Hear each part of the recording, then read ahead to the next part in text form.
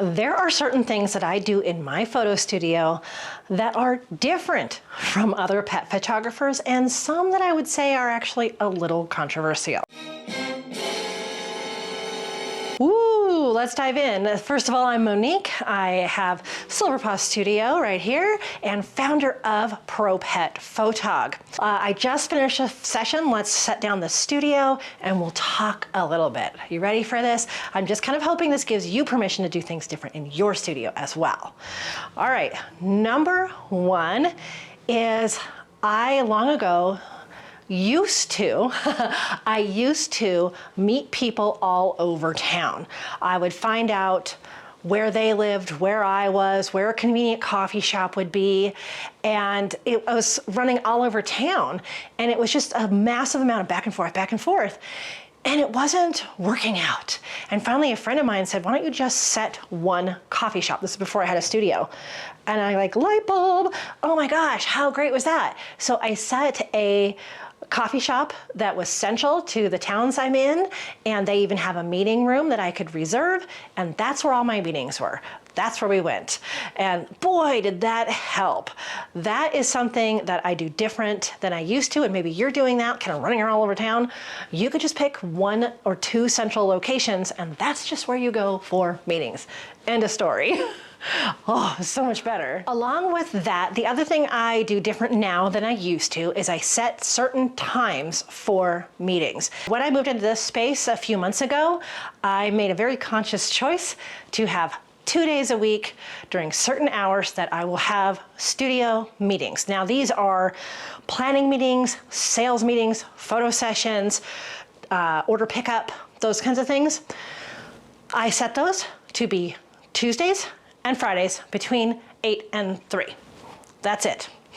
Now, I do have my photo sessions on location at other times, but if you want a studio session, typically they're gonna be on Tuesdays or Fridays. That's a quieter time in my building.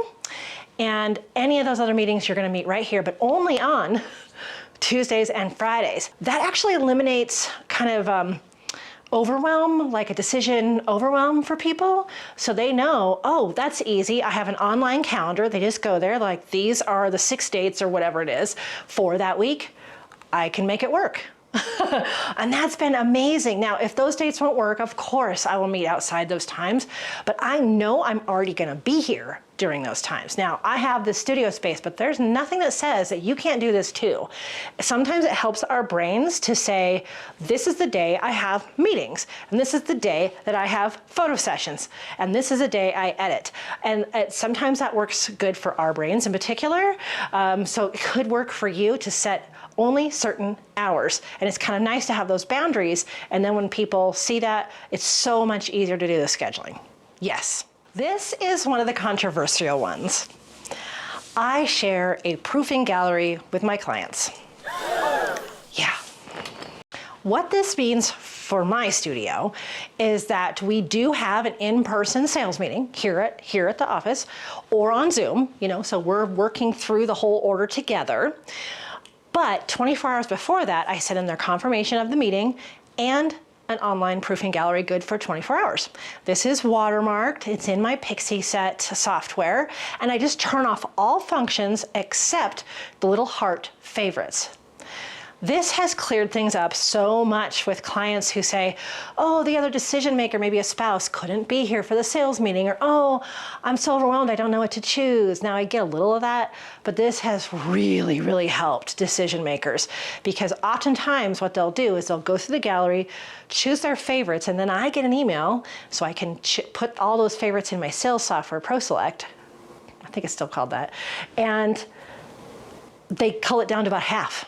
It's always perfect. It's always about half of them, and then probably those or half of that is perfect for an album, and it's this whole thing. And I can start building their wall galleries and anything else, mock up anything for them, because I already know their favorites.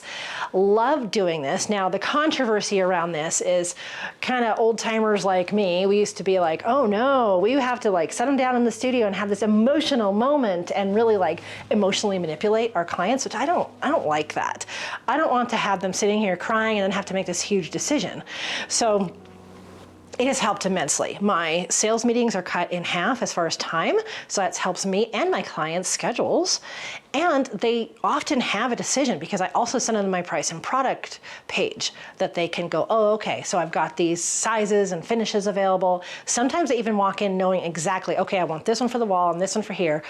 And they know. And that way, if one of the decision makers can't be present, they've seen the images.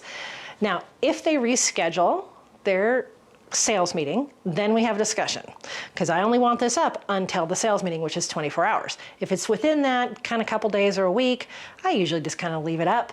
But any longer, I say, okay, I'm going to close down your gallery for now, and when we reschedule, I'll open back it up the day before. And everyone's really cool with that. So that is a controversial thing that I do, is a proofing gallery, but it works great. Yes. All right, what's the next one? Another thing that I do in my studio that's maybe different from others is I have no set time limit on my photo sessions. So oftentimes it's one of those things that we put in our paperwork, like this is good for a 1-hour session. And I don't do that, and I have a lot of clients who ask about that. I know that my sessions take an hour. Now, I will tell clients that it'll take about an hour. But if we have to hike around a little bit on location, or if your pet needs a break or your family needs a break, cats especially need a little more time when I go to their homes for those. So I don't put a time limit. I don't do back-to-back sessions. Very rarely do I have 2 sessions in one day, especially on location. Like you have sunrise, sunset, right? So I could do several with the studio here too, but I never stack them so close that there's not room to give some breathing space to these clients, because they get so nervous, like, oh no, we're at the end of the hour. I don't do any of that. I don't charge extra for going long. I just tell them, this is about how long it takes. I'm efficient, I know exactly what I want, and I don't want to overtax you and your pets. So I do that differently. Kind of along those lines, another thing I do differently, and this could be a little controversial for some, is I do not charge extra for extra subjects. So I know that a lot of people will do, this is for this many people and this many dogs, or just like this many pets. So after 2, it's like $25. To me, that's nickel and diming people. I'm not gonna do that. Yes, if you have 3 dogs, just bring the other one, because I know they're gonna get a print of that other one, which is minimum $250. So why charge them a $25 extra for that extra pet? You know, so I don't charge extra. I will do an entire family and all their dogs. I've done 7 people and 5 dogs, blended, you know, like generational family. It's fine. I don't mind that at all. I love photographing people. I love the challenge of multiple animals. I just tell them it's going to be more of a challenge, so I might have to bring another, you know, hand in here to help me. I always have Frank, but you know, if I need something else, and it might take a little longer to calm the chaos and group everyone, but as long as they all know that we're going to take this at my pace, that it's fine. So I never charge extra for extra people or extra pets. I want to know ahead of time who all is going to be there. You know, I don't want to get blindsided thinking I'm going to photograph 1 dog and that's the location I've picked, and all of a sudden there's 20 people there. I never let that happen. But every once in a while there's like this 1 extra, like grandpa or something, and that's fine. That's totally fine. So that is something I do different. No charging extra for extra subjects. Alrighty, my next one might be a little controversial. If you've liked this so far, could you like thumbs up me? That'd be awesome. The next one can be controversial, and I understand that I'm at a little bit of a place of privilege to be able to do this, is I don't work weekends. I don't do sessions on the weekends. I don't do sales meetings. I don't do marketing. I don't do consultations. I do not work weekends. All of my client sessions are on weekdays. I figured if Dennis can do it, I can do it. And then I can still have my weekends with my family and my dog. And people are actually pretty good about it because I sell it as a huge bonus. Like, it is so much nicer to go on location at 7 a.m. on a Tuesday, you know, or a Wednesday or whatever, in the middle of the week, because a lot of these public spaces will have almost nobody in them.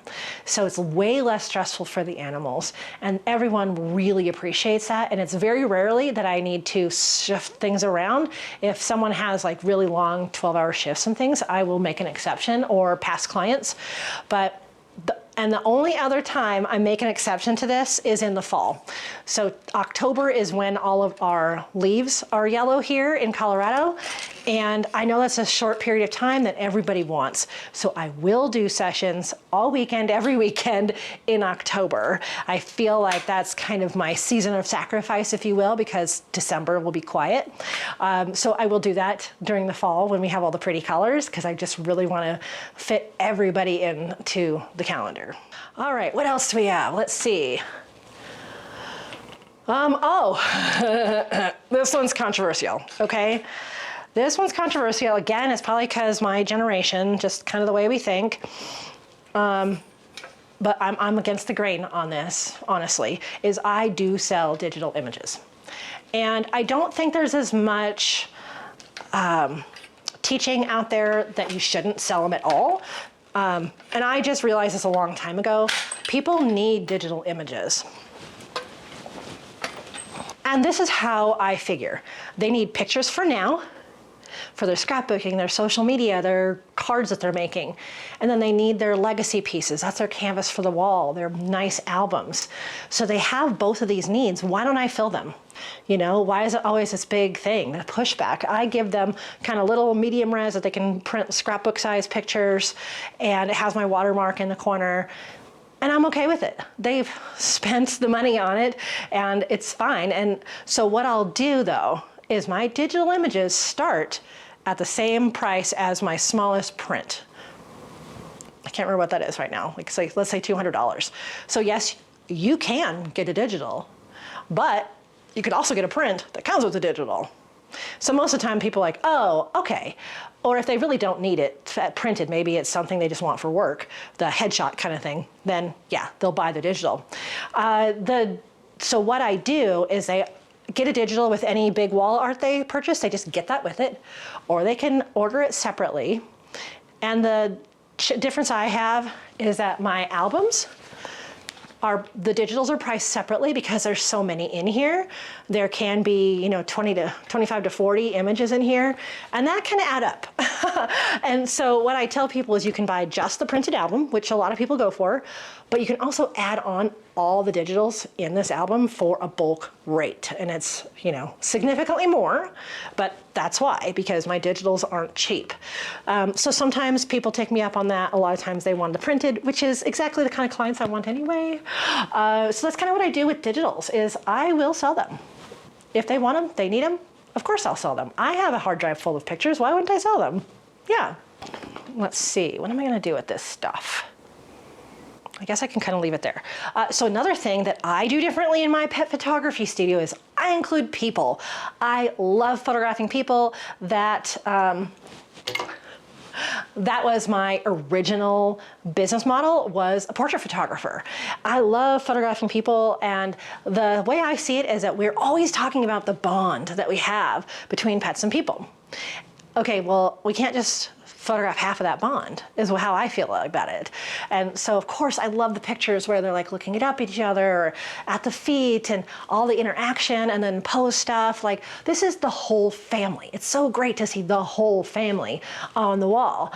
So yes, I photograph people, and I understand why some pet photographers don't, is because you want to interact with the pets, not the people. But newsflash, you're definitely interacting with the people with everything else that you do. So may as well include them in the photos. Now, I know something that might hold you back is just not having the skill set to photograph people. I do have a couple of videos on this channel about posing pets with people, so check those out. But there is a skill set. There will be a learning curve on how to puzzle everyone together and how people need to be posed to take them from a three-dimensional person into a two-dimensional print. So that's usually what I tell people. I'm just going to make micro movements to make sure this two-dimensional print is exactly how you see your three-dimensional self.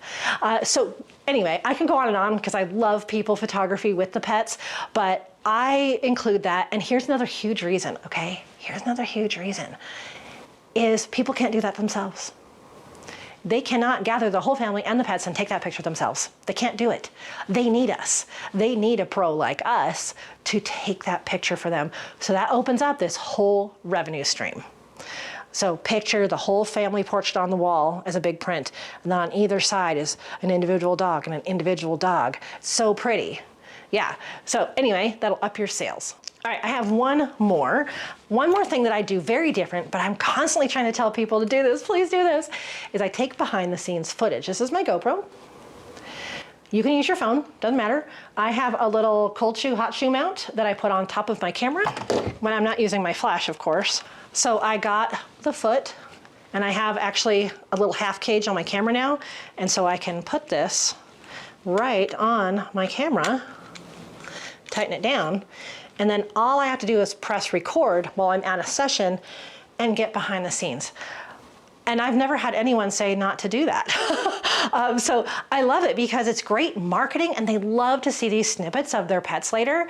You can do all kinds of things with this. So if you're filming some kind of promotion for your studio, which I highly recommend, that's great. A lot of these, this is pretty wide angle, so you can crop it to a vertical for Instagram Reels, or if you're on TikTok.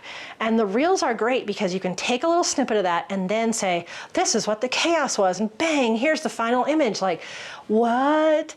And it shows you in action so that people can connect with what is going to happen. In all my years working at a vet hospital, people were always very anxious about their dog going to the back. Oh my gosh, what's happening to the dog in the back? So they want to know that when you're at a photo session too. Is it actually safe?